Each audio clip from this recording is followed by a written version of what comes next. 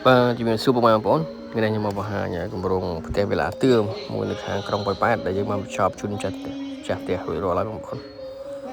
ផ្ទះនេះទំហំ6ម៉ែត្រគុណឲ្យ11ហើយម្ចាស់ផ្ទះគាត់ថែមផ្ទះបាយទៅក្រោយ2ម៉ោងទៀតហើយថែមចាក់ប្លង់សេតថែមសិតែនទឹក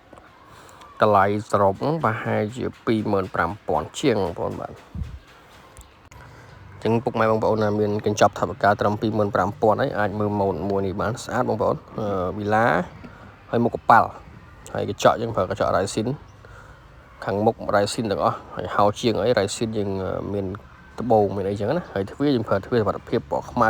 ខាងមុខហើយការងារការ៉ូគឺយើងប្រើការ៉ូកម្មចតាកន្លែងទីតាំងកម្មចតាគឺយើងដាក់ការ៉ូកម្មចតាជូនម្ចាស់ផ្ទះបងប្អូនបាទហើយជ្រីយើងមានរំលេចឡាយទឹកមាសមកបន្ទាត់ចឹងណាបងប្អូនបាទហើយនេះយើងពេលយើងបើកទ្វារចូលទៅយើង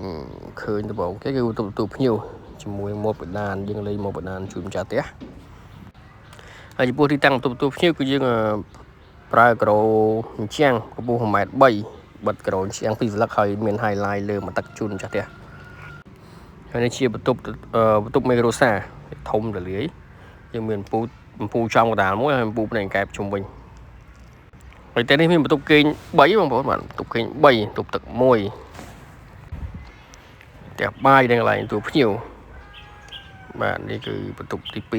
2ចំពោះបងប្អូនមានតម្រូវការសាងសង់អាចតាក់ទងមកខាងបងប្អូនបានផ្ដល់នូវទំនុកចិត្តខ្ពស់បងប្អូនបាទមិនចាំភ័យជាងបោកជាងអីទេតែយើងមានកិច្ចសន្យាជាមួយម្ចាស់ផ្ទះច្បាស់លាស់ហើយមានប្លង់ត្រឹមត្រូវជូនបងប្អូនហើយយើងមានទាំងវីដេអូចេញពីដំបូងមកគឺមានប្លង់ 2D មាន 3D មានវីដេអូជូន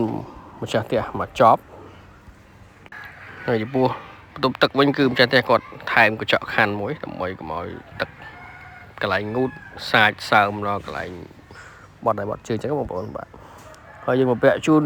ឡាបូកញ្ចក់ឆ្លោះបង្គន់ចុចទឹកទ្វារអីគឺស្អាតណាស់ទុកទឹកវិញបងប្អូនបាទទីតាំងចង្ក្រានបាយគឺយើងថែមជូននៅកញ្ចក់ខាងក្រោមថាចង្ក្រានមកឈុតជូនម្ចាស់ផ្ទះបងប្អូនបាទទីតាំងខាងក្រោយគឺម្ចាស់ផ្ទះគាត់ថែមសម្ញាបថែមអីរួចរាល់ហើយនេះគឺមកពីដើមបងប្អូនស្រស់ស្អាតមែនតើហើយនេះចាំមើលវីដេអូខាងក្រោយបន្តិចទៀតបាទនេះគឺជំហៀងខាងក្រោយហើយចំពោះនេះគឺជាពន្លឺភ្លើងពេលរាត្រីនៅកន្លែងទីតាំងទូភ្ញៀវស្អាតមែនតើបងប្អូនបាទ